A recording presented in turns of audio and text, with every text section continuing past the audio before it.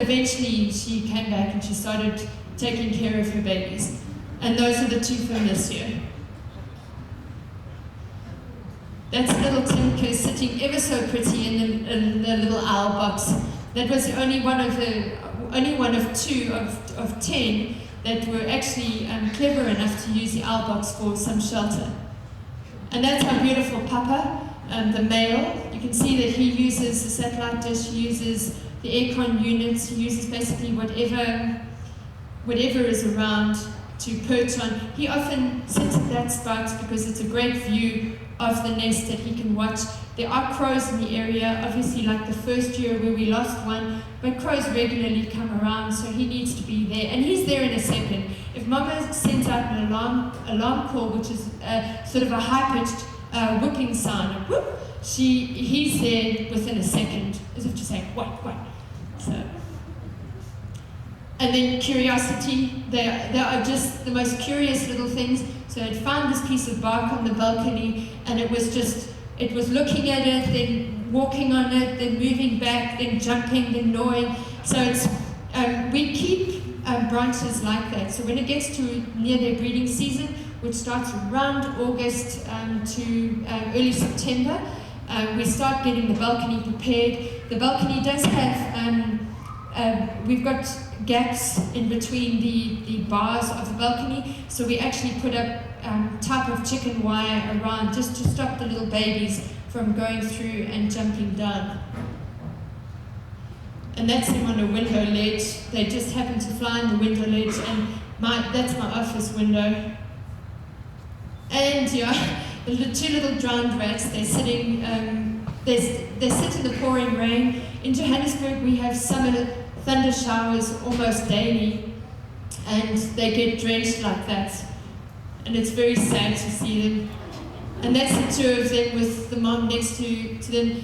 The most we've been able to do to assist with the sun beating down on them is before the breeding season, we put up that green thing that you can see, so that in about 50% of the breeding period over those 3 months, it does cast a shadow to some degree on the nest.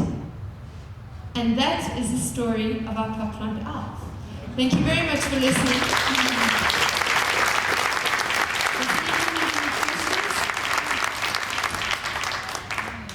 Yes?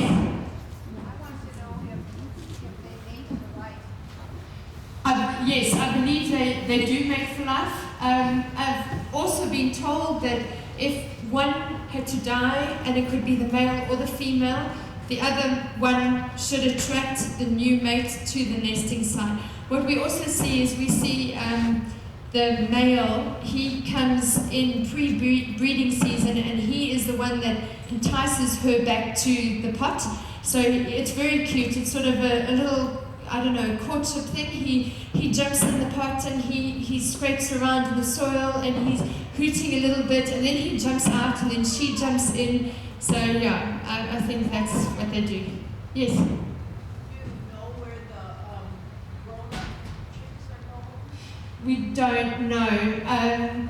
We do know that they obviously leave the territory, and because it's a built-up city, I would imagine they have to travel quite far to find their own territories eventually.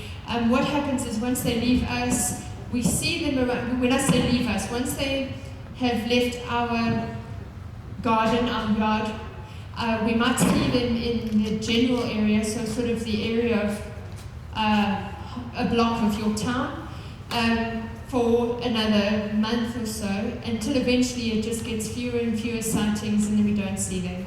Yeah, they're affected by.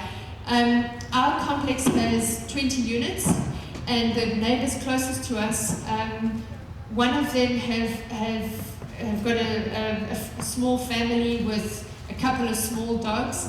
They are very aware of the owls, and they love them. You know, you often see them coming out with their camera or hanging out the window on the top level, you know, trying to take photos and stuff.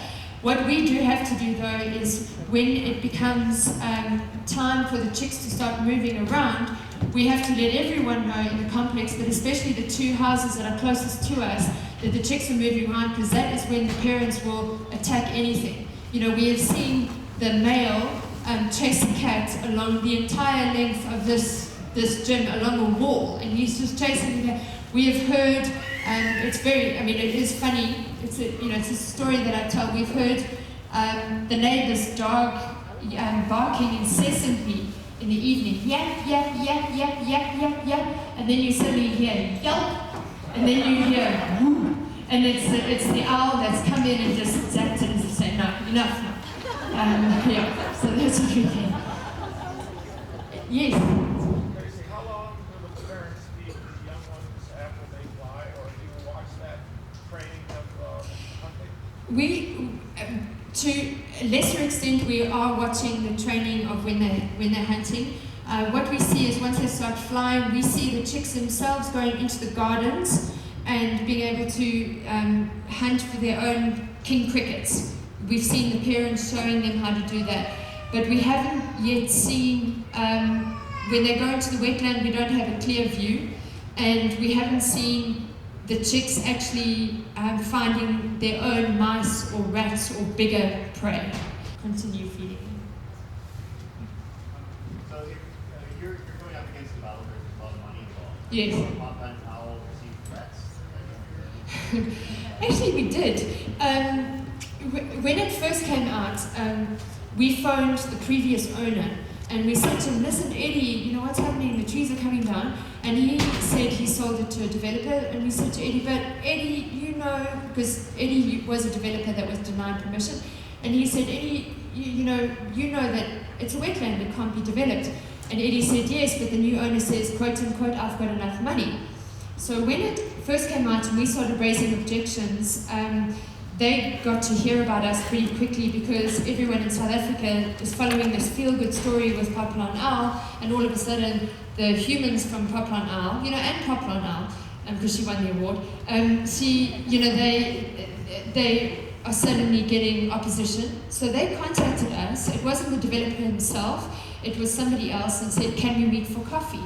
So my husband and I said, yes, not a problem. And we met him.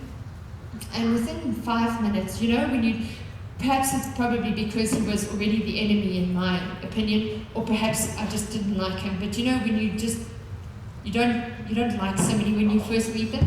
So I looked, he said to me, if you carry on what you're doing, there's going to be a lot of problems and people are going to lose money, and you are going to be responsible for that money loss, etc. And he said, I would stop doing what you're doing. So I said, are you threatening me? So I said, no. He said, I'm warning you as a friend, just back off. And I said, sorry, are you threatening me? And my husband's trying to punch me, keep quiet. So just with that, we went straight after that meeting to a police station and put an affidavit in on everything that happened, and just had it as a safeguard, just in case. But apart from that, no, we haven't. We have been very vocal in the media, and the media have also taken, the developers' viewpoint and tried to balance the argument, but it actually really doesn't work, because the argument is, well, down the road, 100 meters down the road, there's a vacant land that you can develop on that doesn't have a wetland. So why do you need to develop on the wetland? Yeah. There was a lamp post in the area. Yeah.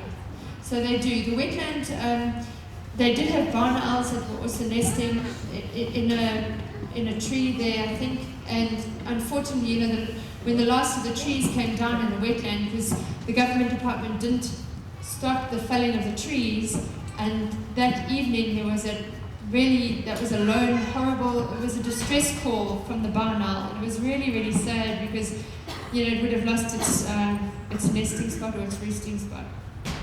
Yes? What's the lifespan of the owls?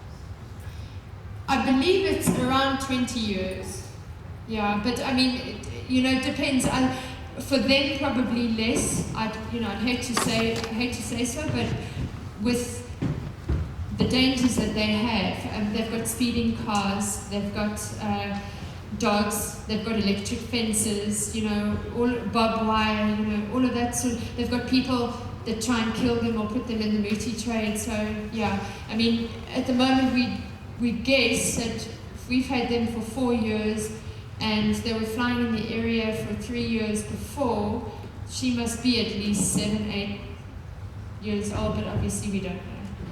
We're not, I'll get you in a second.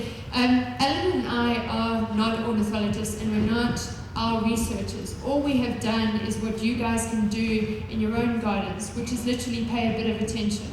You know, it was, the owls arrived and we knew nothing, and everything that we have seen and observed has just been out of interest.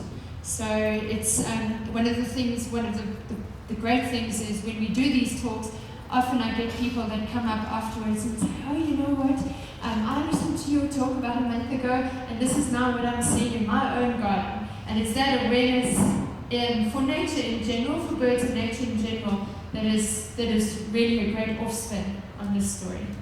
Yes, please. That actually kind of relates to my question. I was just wondering, do you have a sense of how many people in your area are experiencing a similar thing? Is there anyone else that's helping owls to nest? Yes, we do have. In the area, probably about 3 miles away, we did a talk, and they have a nesting pair of owls in their area as well. And then obviously because of the story, we do get a lot of emails from around the country with people that are saying they're experiencing similar things, not pot plant owls necessarily, but owls that are in their gardens, which is great. Yeah. Okay. Thank you.